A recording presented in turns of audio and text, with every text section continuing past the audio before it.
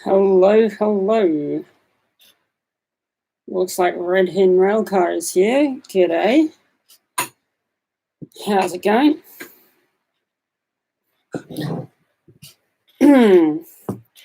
Just wait for the others to join.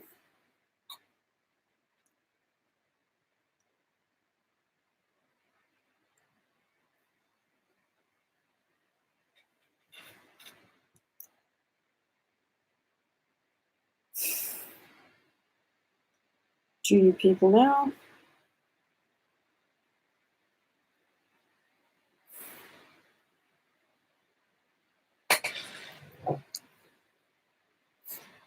While we're waiting, brief channel update.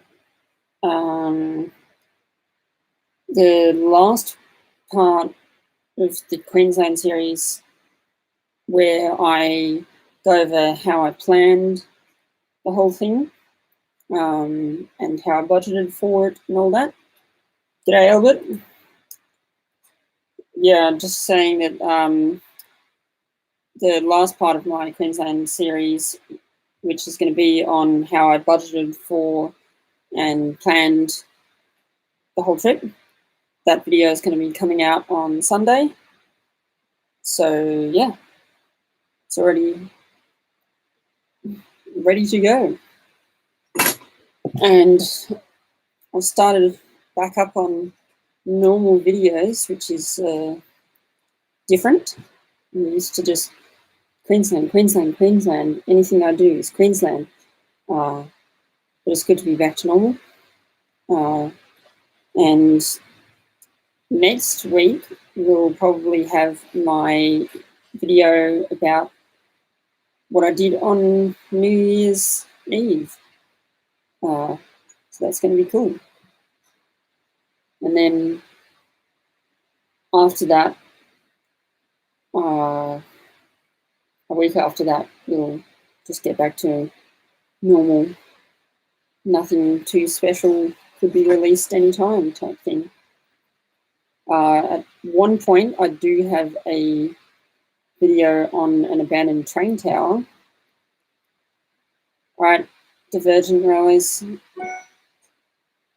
Yeah, I do have a video on an abandoned signal tower that will come out at some point, but there's going to be a bit of work that I need to put into that, so I'm probably planning on getting a few of the easier videos done and scheduled, and then after that I can set aside a couple of weeks to work on the main video about the signal tower. Yeah, I'll be talking about all the history and stuff behind it and all of that. Anyway, I think it's time to get into the topic. Got 3 people watching, so yeah. The thumbnail is of a building that you could argue should be demolished, but it hasn't been yet. It's a school, an abandoned school that's been abandoned since I think 1942, something like that. So it's been a while, and maybe it's blown over in the wind. I don't know. I haven't been there for a couple of years, but it's pretty cool. So this whole discussion also ties into heritage, because ideally you don't want stuff that's of heritage importance to be demolished. But I think you should recognise that you can't save everything, and there are some things that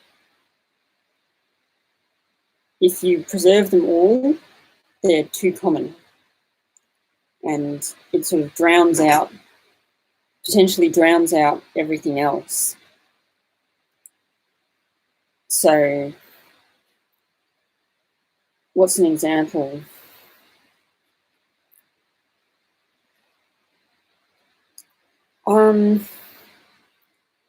These aren't buildings per se, but the Melbourne's W-class trams, I think there's too many of them that have been preserved.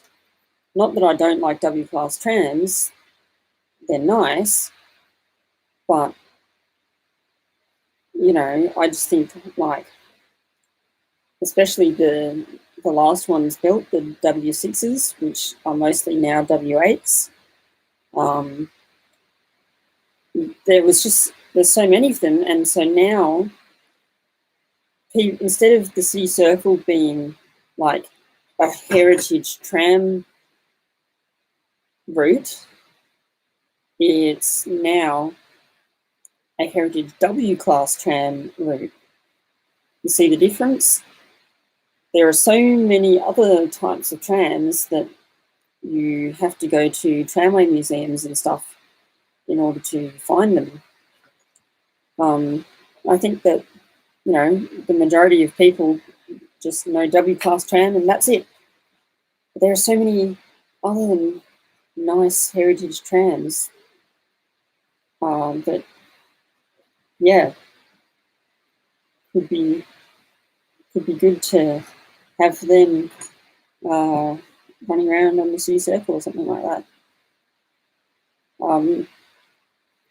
An example of something in the railways that was very, very, very common is the old VR portables.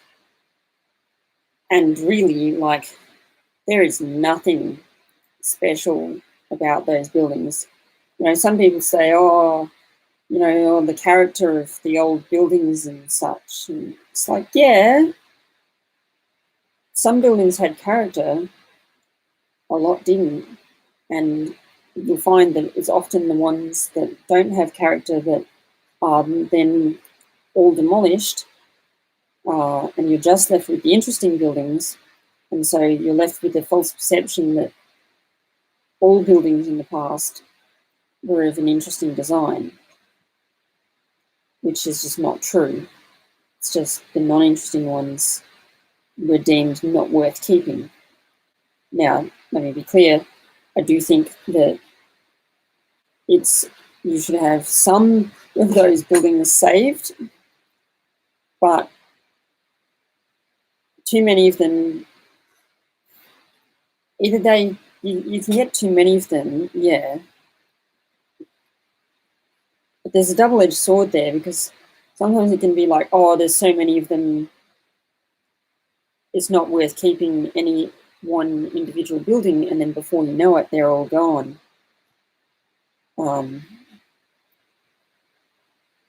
But the VR portable, I hear a lot of people going like, oh, you know, it's such a quaint little building and such, and like, yeah, it represented the times and for where they were usually placed, but don't pretend that there was anything special about them. You know, they were the most basic construction ever, and you can't whinge about modern buildings being lifeless when you look at that. You know, what's the redeeming feature about it? It's old. That's it. You know. So yeah, it's important to keep some of them because they were representative, but it's just old. That's it. It was never any special architectural significance. Yeah. Now, on the other hand, there are some buildings that are sort of so big and complicated architecturally that they can almost fall into a state of disrepair because they're deemed too difficult to really fix up. And until recently, you could argue that Flinders Street Station was like that.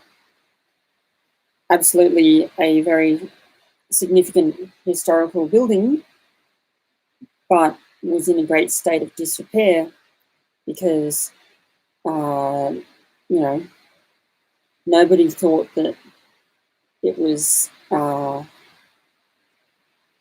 easy to clean up. And it wasn't. It hasn't been easy. It's taken a lot of money, but yeah. And Flynn Street Station has survived because it's so prominent. But there are a lot of buildings that get to a state of disrepair, even though they're heritage listed or, you know, something like that. They can get to such a state of disrepair that it's not worth keeping them. You know, they're just structurally unsound. And so they get demolished. And it's like, well, if you just put in a bit of effort to not let it get to that stage, it would still be standing today. And, you know, you can point the finger in multiple places for that as well. Like, I spoke to somebody sometime whose house, their old house, had been heritage listed, and it was in complete shambles, but they said that they couldn't afford the repair bill because the heritage listing and the heritage rules required them to, you know, use old materials and old techniques, especially for stuff that wasn't visible, like the stumps. It's like, is it really worth it?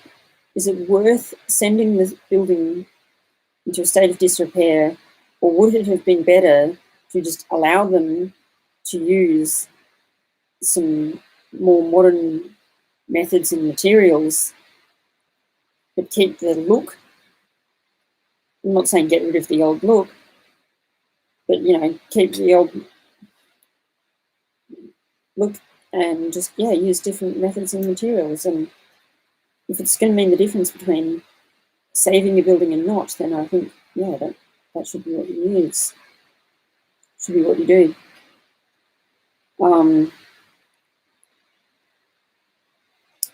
And for that matter, there are a lot of buildings, especially in the city, where only the facade is left and everything else is demolished.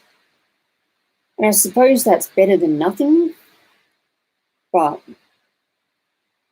you know, I just think there's way more to a building than just the facade. And it's kind of a shame that a lot of people don't see that. They just say, oh, yeah, well, only save the facade.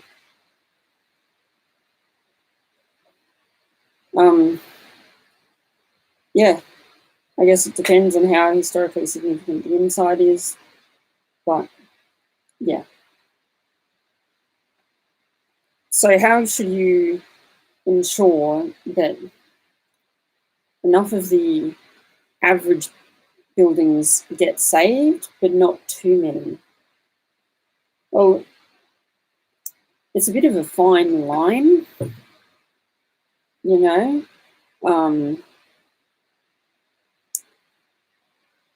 Yeah, it really is a fine line.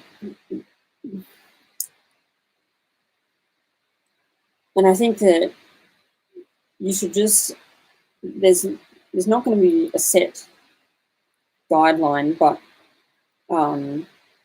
just keep tabs on those buildings and their significance and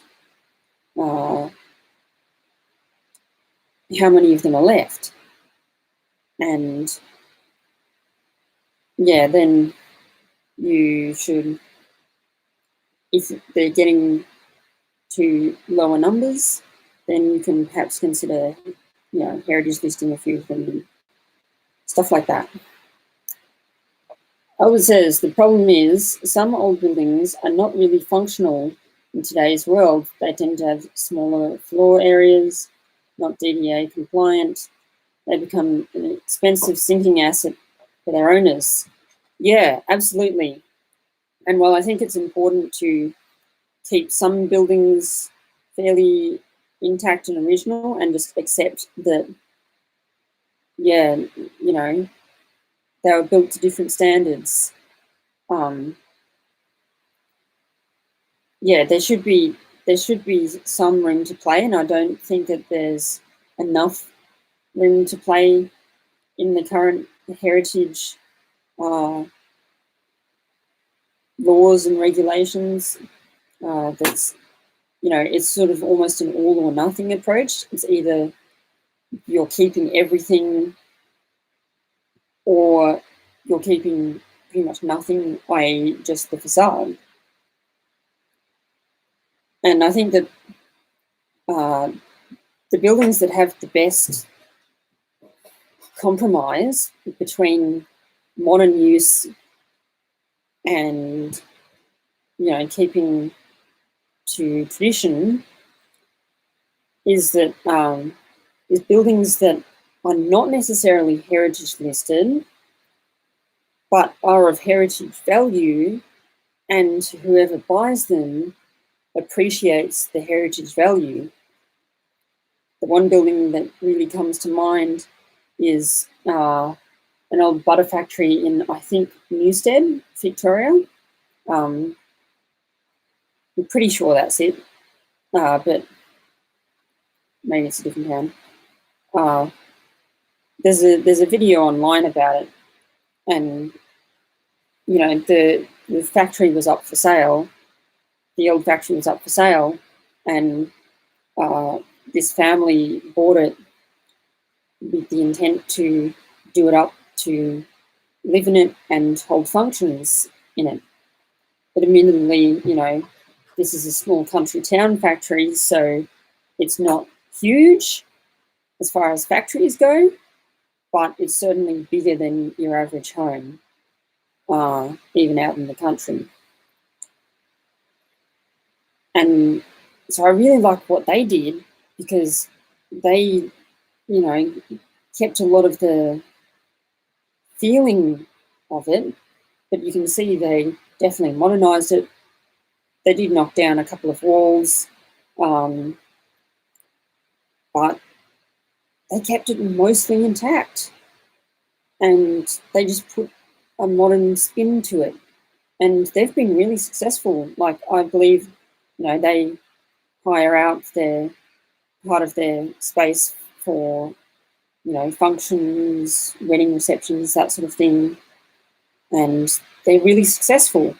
I think that's great. There needs to be flexibility for modern usage, but still keeping, some of it. And, there perhaps should be guidelines, such as, say, you must maintain at least 80% of the original walls, for example. So that gives you, a bit of room to do things such as widen some doorways to make them DDA compliant. For anyone who doesn't quite follow what DDA is, it's the Disability Discrimination Act. It's a bit of a hot topic in railways, so that's why it's a commonly known phrase between people like myself and Albert. Anyway, yeah, have these sort of guidelines where, if you're going to have mixed modern and heritage, allow for some play, and allow for exceptions, like, okay, what if the structure isn't sound and, you can't afford to put in the old heritage support. I think, people's income, the people who are modifying the building,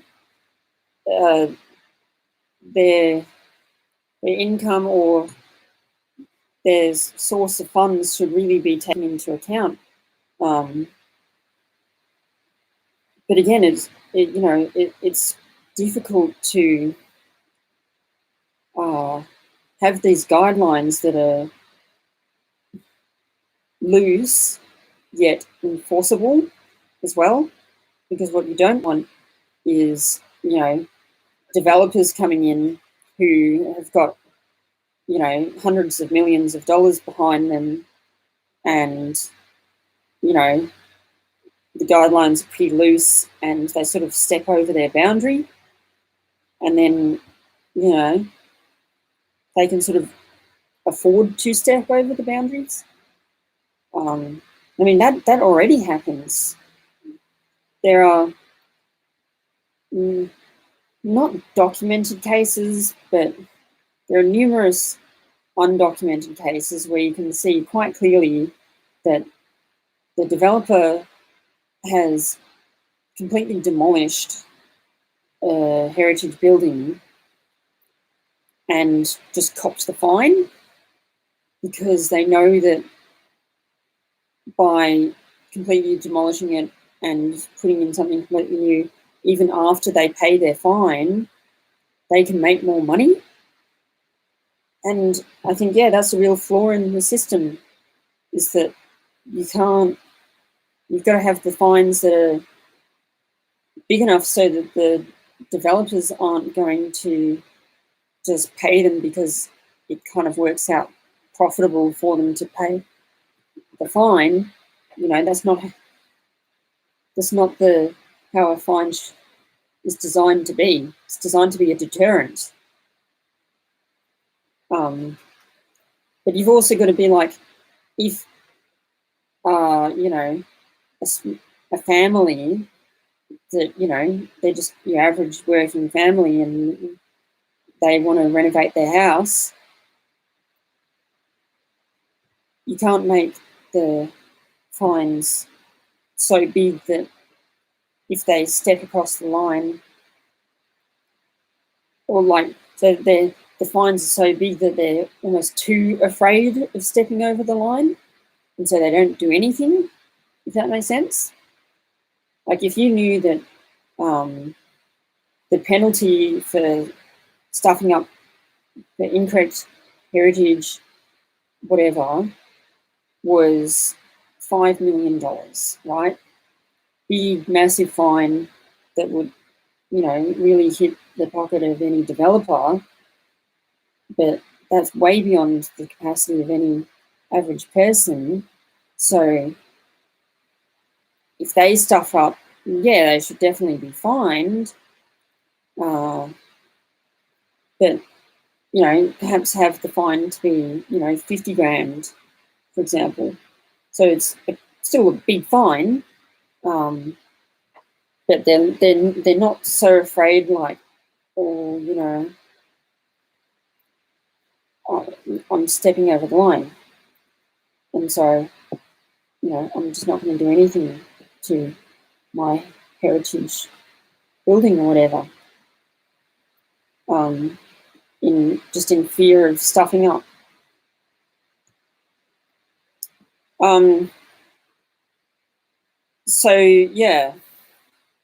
Then I guess you've also got to think about, like, is it just a genuine mistake, or are they sort of deliberately trying to step over the lines because they just don't care about heritage? And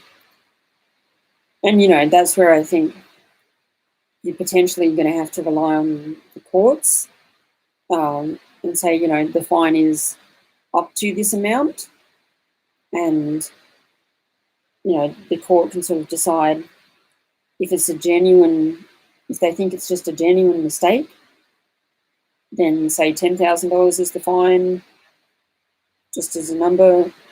And if they think, this is a deliberate misleading, then it can be more like 50 grand. So yeah, then I guess the question also arises of when does heritage begin?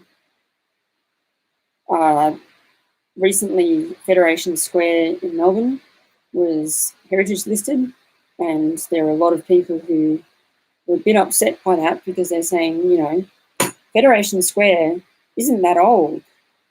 It's only 20 odd years old, you know, less, and you're heritage listing it. Is it worth heritage listing it? Personally, I think yes. I think heritage listing should take into account age, but age shouldn't necessarily be the primary factor. It can be, but not necessarily. So, you know, I think it's good that Federation Square was heritage listed to stop it being changed too much. But at the same time, you know, the house next door to me is just a big modern blocky house, and it's like, well, should that be preserved? Probably not. Helge K says, is it possible to reconstruct old buildings to keep its history and beauty and make services less expensive to provide, electricity and etc.? I'm not exactly sure what you mean, but if you're talking about like, oh, for example, the I think it was called the Corkman Inn or the Corkman Hotel, something like that, in Carlton in Melbourne, was an old pub that was completely demolished by the developers. Very brazen breach of heritage listing. They knew full well it was heritage listing and that they weren't supposed to demolish it. And they had to, you know, get dodgy demolition guys in to demolish it, and you know they did it under the cover of darkness and stuff. And there's been some talk about potentially rebuilding that, you know, forcing the developers to rebuild that. And yeah, is that what you sort of mean? Because yes, I think that it is possible to rebuild some things that have been prematurely demolished, but it very much depends. Howard says, just has to be cultural significant, which Federation Square is. Yeah, Federation Square was heritage listed because of cultural significance. And you're right that that is, it doesn't have to be old, it can be just culturally significant. And yeah, but then how do you determine that? This is the problem with heritage, is that there's no set, it's not a scientific process, and it can't be a scientific process. There has to be flexibility and just a bit of feeling involved in it. But then feeling is very hard to define and therefore enforce. So, yeah. I think with, you know, Fed Square and stuff, I think you should, I don't know the details of the heritage listing, but I don't think you should be able to demolish any of the buildings there, but, you know, I think it'd be perfectly fine to remodel any of those buildings inside. I wouldn't have a big issue with that. As long as, you know, the general theme was kept.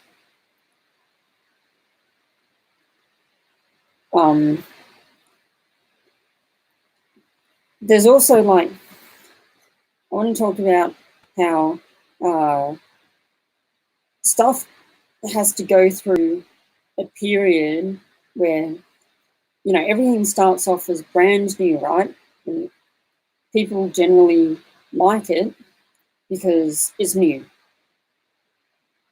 And then, you know, it sticks around for a bit and it becomes less and less new, less and less modern. And then it starts to transition into this phase where the general consensus is it's just old and yuck, especially if it's something that isn't very architecturally significant, or at least not a popular architectural style, can go through a period of, you know, a bit old and yuck, which I would argue at the moment, anything from the 80s, roughly, in terms of architecture, just your average architecture, any house built in the 80s, sort of 70s to 80s, but more so 80s. If you ask people, you know, what they think of it, I think you find that the general consensus is it's old and yuck. But if you then look at the 1970s, of a similar sort of building that's equally as architecturally non-significant, but is just a bit older, it's no longer so much old and yuck, and it's starting to get old and cool, a bit old and hipster. And by the time you get to 60s and then 50s, it's like, you know, it's quite popular to keep that stuff, even if it's not so much architecturally significant, because it's old and vintage, right? Vintage is a good word, whereas old is not necessarily a good word. At least, you know, it doesn't have a positive aura to it, I guess. And then, you know, you get really, you can take that all the way back, and anything that's from like, there's still plenty of buildings around that are from the 1860s. You probably won't find much from the 1850s, but you'll find a bit from the 1860s. And anything, pretty much anything that has survived from the 1860s, and of course, all talking about sort of Melbourne and Victoria here, no matter how boring it is, everyone's going to rave about it simply because it's that old. And so going back to the 1950s with the old and vintage stuff, that's the time where you've really got to make sure that you don't get over-preservation. Because if there's a lot left, but, you know, people just think, oh, you know, this is so good, then all of the preservation resources go into preserving those things, and buildings from other eras then miss out. Equally so, you've got to make sure that in the old and yuck period that you don't get rid of too much stuff, because you just think that, oh, well, it's old and it's yuck and there's plenty of it around, and who wants to keep this? The best example of what I'm talking about is commission housing. So, you know, any sort of public houses, taxpayer-owned houses, or former taxpayer-owned houses, even from the 50s. I think commission houses from the 50s are really going through that old and yuck period. But if you took anything from the 40s, any commission houses from the 40s, I'm not sure how many of them are really around, but yeah, you'll find that a lot more of them are viewed as worth preserving over the 50s stuff. Then another, well, here's another example of the same sort of thing I was talking about, but an older example, much older example. During the 1950s, Melbourne was preparing to host the Olympic Games, right? And so there was a big effort to really make the city look presentable. And at the time, a lot of stuff from the Victorian era was in that old and yuck phase, right? You know, it was about 60 to 70 odd years old by that point. And so old and yuck. And I think the biggest loss from that era was the old fish markets that were at the end of Flinders Street, sort of in the corner of Flinders and Spencer Street type thing. Yeah, they were really gothic, real gothic architecture there. And they were just viewed as old and disgusting, and so they were demolished. And now I think if they were still around today, they would be as admired as Victorian market or, you know, any of the other real markets.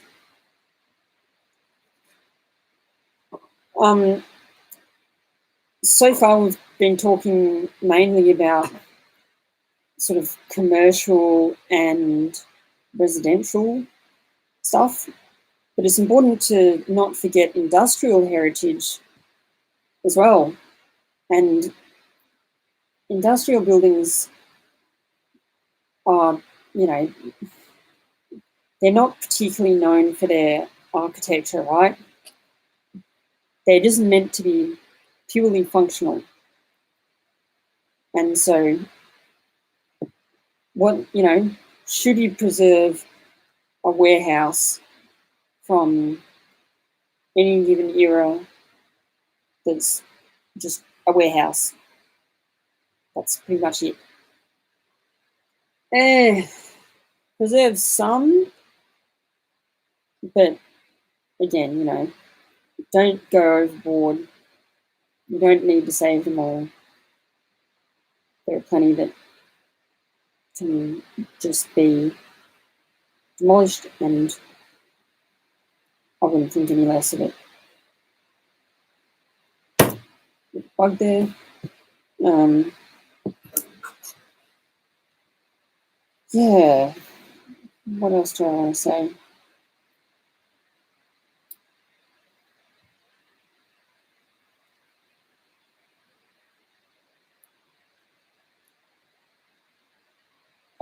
There's some old factories that are, you know, especially if they're high, if a factory has high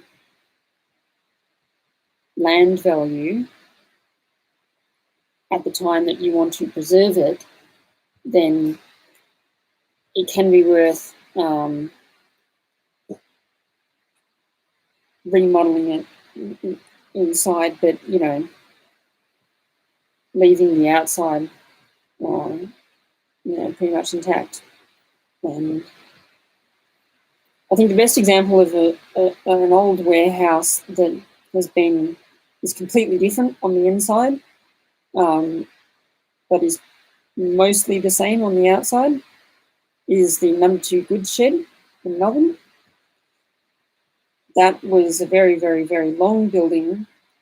You know, it spanned from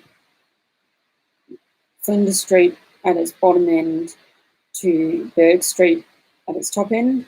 So very long building, completely redone on the inside. I think that's fine. What about number 1 good shed? What about number 3? You know, I think the number 8 shed still remains, but not for any heritage reason. It just so happens to remain. And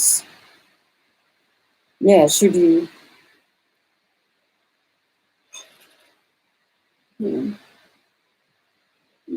sounds just like there's fireworks outside. Should you keep number 8 shed or should you demolish it? I'm in two minds about it. It's not a very significant shed. It's not a very particularly interesting shed. But it's just survived. And there is some value in stuff that is just survived by pure chance. But at the same time, I don't really see a reason to keep it. It says Sydney has kept a fair few preserved industrial buildings on Cockatoo Island, and also at the Everley Railway Workshops. Both were used for other purposes in parts while being preserved. Yeah, and I guess the Ipswich workshops in Brisbane are a sort of similar example of railway workshops that have been partially preserved and are partially still in use. So, yeah. Then you've got the Newport workshops here in Melbourne, where, you know, part hasn't really changed much. The inside and the outside has not changed very much, but is now being used for heritage groups. So that's pretty cool. And then the other part of it is being used for storage, and then again, another part is being used for commercial activities, or, you know, commercial industrial activities. So, yeah.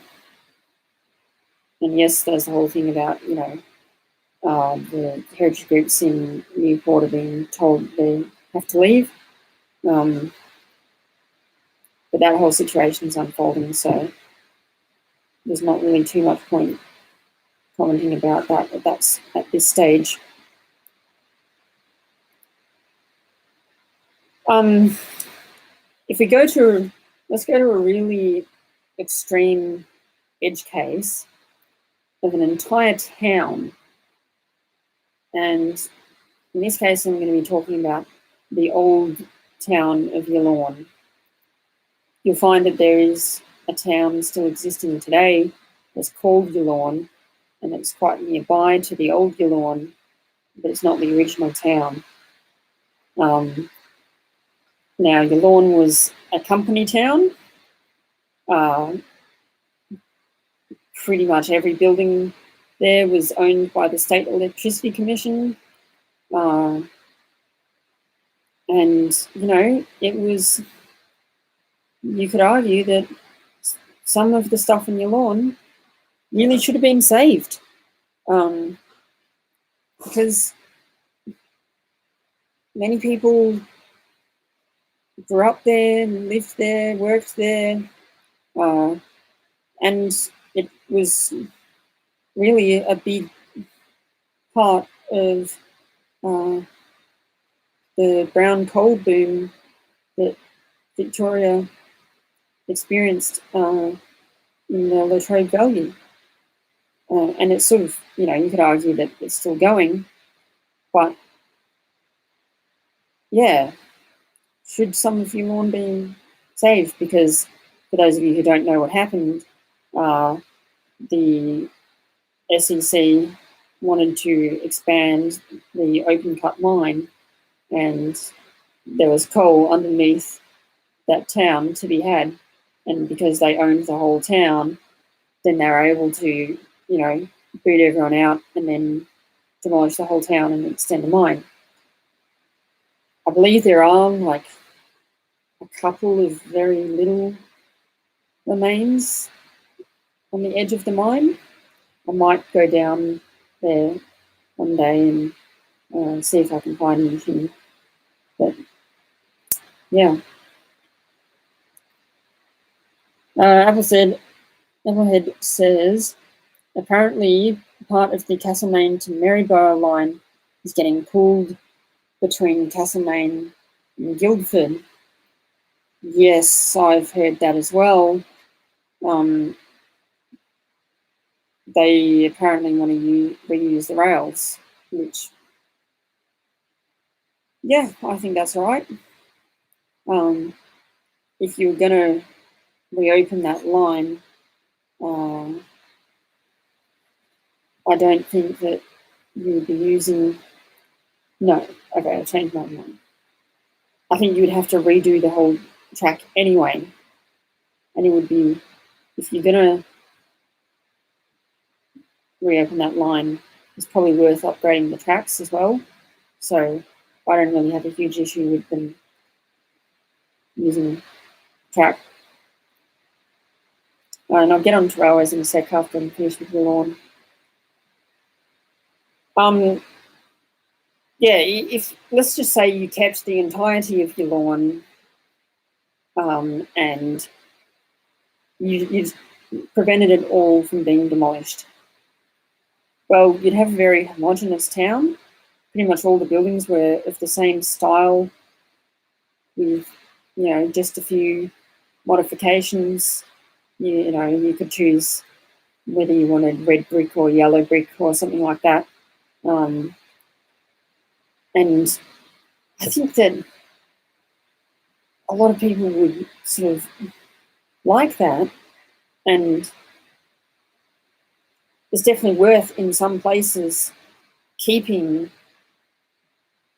a very homogenized section.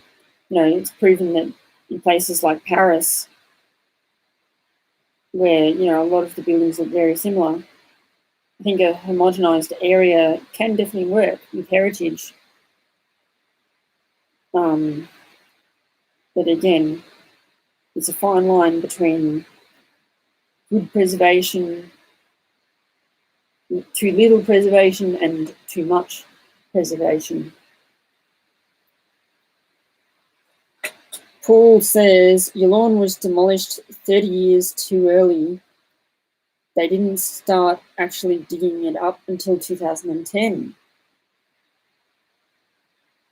Now, that's interesting.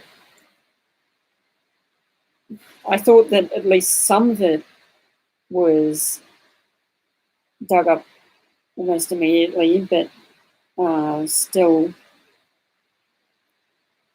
you could have demolished part of the town at the time.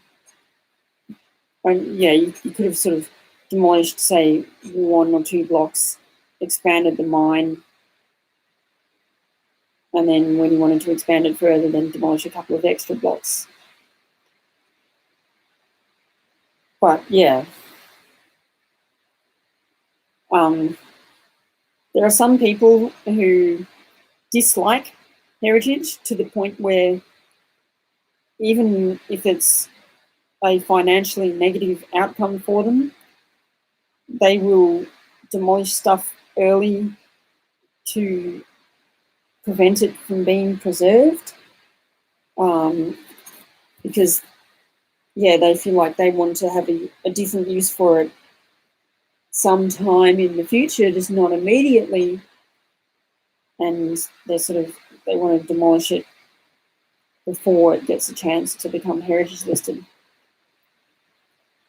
To be fair though, in the past, the further back in history you go, the less the general population actually cared about heritage. So, yeah. So that's why you probably won't find much in Melbourne from the 1850s, even though that was really the beginning of Melbourne.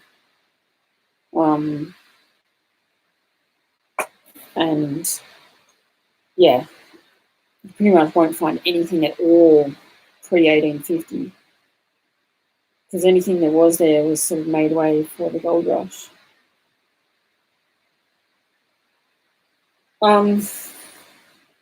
Yeah, so what about railways? We'll call demolition of railways, ripping up the line, rail trails, that sort of thing. Now, railways are a bit different because they're built for a purpose originally, and then often that purpose can then become non-existent for whatever reason, and it can be a long time, 50, 60 years between the point of this railway has become redundant to actually we could use it again. And I think the best example of that is probably like the Hillsville line, something like that. Or, no, I've got a better example, the Whittlesea line. The Whittlesea line was constructed in the first place because roads didn't really exist. And what roads did exist were pretty poor quality. And so the railway just made a lot of sense. Then in the 60s, the roads had much improved, and so there wasn't really a big use for the railway anymore. And suburban Melbourne hadn't reached that far yet, and so it was cut right back. I don't know. I'm trying to think. I think they cut it back originally to Thomastown, if I'm getting my facts right. And then shortly after, they extended it back to Epping, but then kept it at Epping for a long time. And then now, 60 years later, you're now seeing suburban Melbourne finally sort of reach that area, and now there's a use for it. And so they reconstructed it to South Morang and then Mernda. And, in not too many more years, I think within the next 10 years, we'll see it extended probably all the way back to Whittlesea. Next 10 to 15 years, I reckon. At the very least to Yan Yang, but probably knock it all out in one hit, go back to Whittlesea. And railways can, the extension of a railway can spur on development. And so you can sort of build a railway first before it has a use, and then its pure existence then creates its own usefulness, if that sort of makes sense. But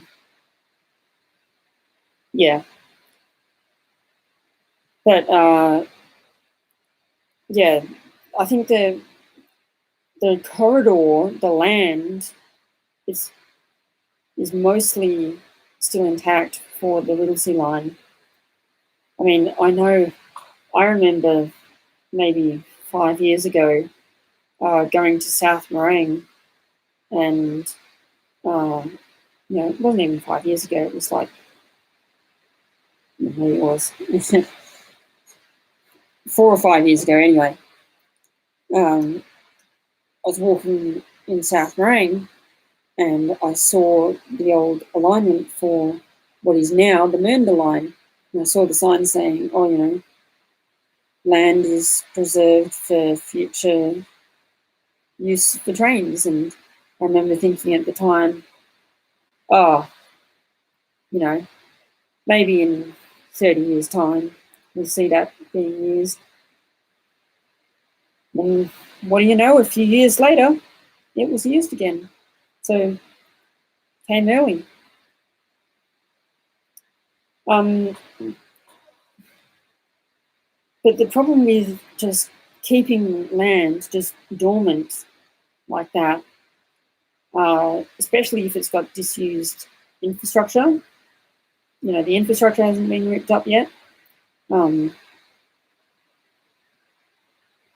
It can just be, it can be a negative thing because people like to use stuff and they sort of see no point in something just sitting around not being used. And in a way, they've got a point. So that's what the rail trails were originally meant to do. They were meant to provide a use for this land while keeping the reservation itself intact so that there's provision for reinstating trains at a future point. And I think that a lot of rail fans don't realise that, and so there's an overall negative attitude towards rail trails, especially because it often means ripping up infrastructure. But if you're not going to use it anyway for another, 20 odd years, then why not have it as a rail trail and just put it in and have it reconstructed as an actual railway when you have an actual use for it. At the same time, though, with rail trails, who's going to pay for the upkeep? Who is going to use it? And all those sort of stuff. So none of these decisions, if you take one thing away from this whole video, it's that none of these decisions are clear-cut, and there's always going to be a lot of factors in them, in the decision-making, and it's very hard to create rules or even just guidelines when so much is based on feel. And it's just an unfortunate reality of how the world works, is that, we'd like to rationalise stuff as much as possible, yet some stuff just doesn't suit being rationalised. Anyway, so we're coming up on the hour mark, so I've got 2 minutes left for anyone else to make any comments. And I would say there's always going to be a lot of different opinions from different people on these things. Yeah, and that's another part of the issue, is that whenever something's based on feeling, everyone's going to have a different opinion, especially once you get it down into the details. And so, how do you determine the general consensus? It's a difficult thing. I think that, ultimately it just has to be made, the decisions just have to be made almost collectively by a bunch of individuals who are just making decisions on their own, but all have good intentions ultimately. And, that's a very wishful thing to say, but oh well.